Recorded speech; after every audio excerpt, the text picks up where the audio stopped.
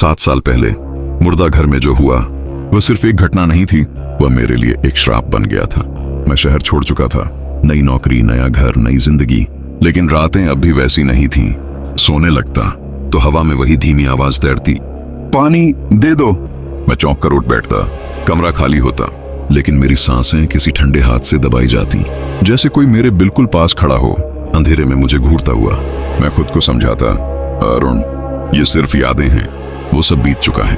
पर यादें कभी बीतती नहीं, खासकर मुर्दा घर की। एक रात 11:30 बजे, जब पूरा शहर सो रहा था, मेरा फोन अचानक बजा। स्क्रीन पर लिखा था अननोन नंबर। मैंने रिसीव किया। पहले कुछ सेकंड सिर्फ भारी सांसें, फिर कानों में वही आवाज, अरुण वापस आओ। मेरी रूह जम गई। मैंने फोन काट दिया, लेकिन कॉल फिर आया, इस बार आवाज और साफ, मुर्दा घर तुम्हारा इंतजार कर रहा है। मैंने फोन स्विच ऑफ कर दिया, पर इस बार सिर्फ फोन नहीं, मेरी नींद भी हमेशा के लिए बंद हो गई। पानी पीकर कमरे में लौटा। कमरा बिल्कुल शांत था, लेकिन तभी दरवाजे के पीछे से धीरे धीरे कदमों की आवाज आई। मैं हिम्मत करके दरवाजा खोला। कोई नहीं, लेकिन फर्श पर गीले पैरों के निशान थे।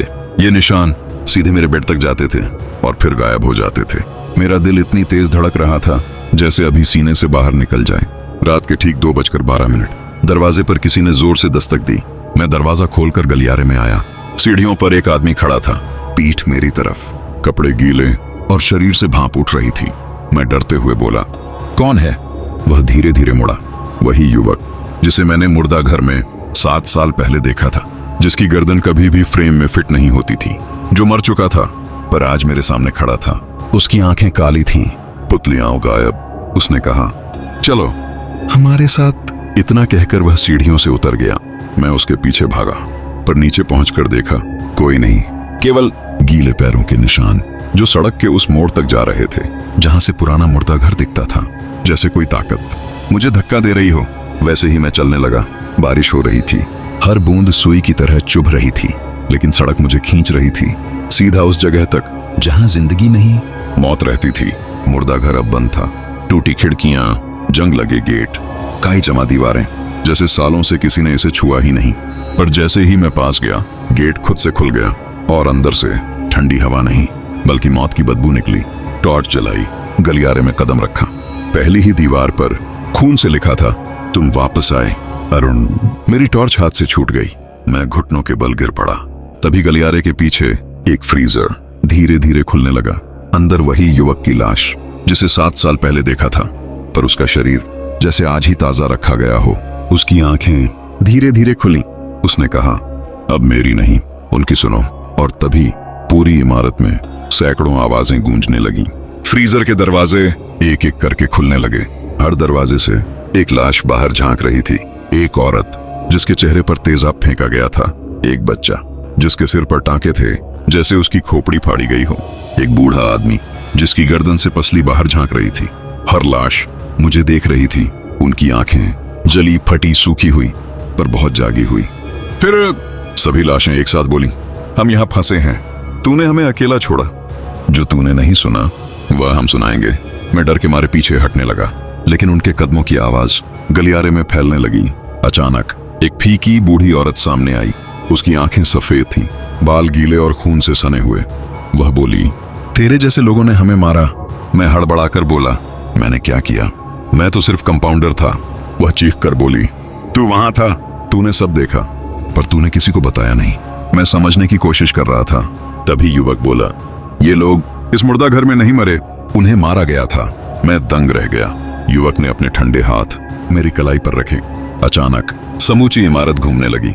दीवारों पर लटकी फाइलें उड़ने लगी, फर्श पर पानी बहने लगा और मुझे दिखने लगा अतीत। एक वार्ड बॉय जो रात के वक्त मरीजों को अकेला पाकर उन्हें इंजेक्शन देकर मार देता था। वह शवों को मुर्दा घर में छुपाता था और सुबह फर्जी रिपोर्ट बनाता था। कई लोग उसी मुर्दा घर में मारे गए, धोखे से, शांतिपूर्वक, बिना किसी को पता चले। वह औरत, वह बच्चा, वह बूढ़ा, सभी उसकी हत्या के शिकार थे। युवक बोला, हम नहीं चाहते थे कि तू मरे, हम चाहते थे कि तू सच जाने। मैंने कांपते हुए कहा, तो अब? वह बोला, अब हम चाहते हैं तू हमें यहां से मुक्त करे। हर लाश मेरी तरफ रेंगने लगी। उनकी आंखों में जलन, गुस्सा और दर्द था, एक साथ सैकड़ों फुसफुसाहटें। हमें मुखत्त करो, हमें आवाज दो, हमें न्याय दिलाओ। मैंने डर के मारे दरवाजा खोलने की कोशिश की। दरवाजा बंद। खिड़की खोली, फंदे झूल रहे थे। युवक मेरे पास आया। उसने कहा, तेरा एक रास्ता है। मैं चिल्लाया, क्या? बताओ। वह बोला, जो वार्ड बॉय ने किया उसे सामने लाओ, वह तो 7 साल पहले मर चुका है। मैं चिल्लाया। युवक धीरे से बोला, नहीं, वह जिंदा है। मेरा सर घूम गया। जैसे ही युवक ने यह कहा, इमारत की लाइट एक एक करके जलने लगी। ओटी रूम के अंदर एक आदमी खड़ा था, काला कोट, बिखरे बाल और हाथ में इंजेक्शन। वह मुड़ा। उसके चेहरे पर घाव थे, पर वह बिल्कुल जिंदा था। उसकी मुस्कान मौत से ज्यादा डरावनी थी। वह बोला, तूने मुझे ढूंढ लिया अरुण। मेरी रूह कांप गई। ये वही वार्ड बॉय था जो पहले दिन से मेरे साथ काम करता था। मैंने उसे कभी शक नहीं किया। वह आगे बढ़ा और बोला, अब तू भी वही करेगा जो मैं कहूंगा। और तभी सभी लाशें चीखीं। नहीं! वार्ड बॉय मेरी तरफ झपटा। उसके हाथ में जहरीला इंजेक्शन था, लेकिन जैसे ही उसने मेरा हाथ पकड़ा, पूरा मुर्दा घर हिलने लगा। फ्रीजर के दरवाजे टुकड़ों में टूटने लगे। लाशें बाहर निकलीं और एक साथ सभी आत्माएं उस वार्ड बॉय पर टूट पड़ी। उसकी चीखें पूरी इमारत में गूंज उठी। नहीं, नहीं, मुझे छोड़ दो, मैंने कुछ नहीं किया। पर आत्माएं नहीं रुकी। उन्होंने उसे घसीटा और उसे उसी फ्रीजर में डाल दिया जहां से सब शुरू हुआ था। फ्रीजर का दरवाजा अपने आप बंद हो गया। शांत, खामोश, हमेशा के लिए। युवक मुस्कुराया। उसकी आंखें नरम हो गईं। उसने कहा, धन्यवाद अरुण। एक एक करके सभी आत्माएं धुंध की तरह हवा में घुलने लगी, जैसे किसी ने सालों से खुले जख्म पर मरहम लगा दिया हो। अंत में युवक आया। उसने मेरा हाथ पकड़ा, कहा, तुमने हमें अकेला नहीं छोड़ा, अब हम भी तुम्हें नहीं छोड़ेंगे। मैं समझ नहीं पाया, यह वादा था या चेतावनी।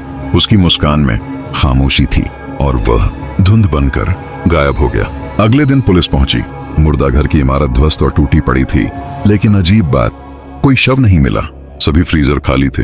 पर सबसे डरावनी चीज, एक फ्रीजर के अंदर एक ताजा इंसानी लाश मिली। वह लाश उसी वार्ड बॉय की थी जिसकी मौत कभी दर्ज ही नहीं हुई थी।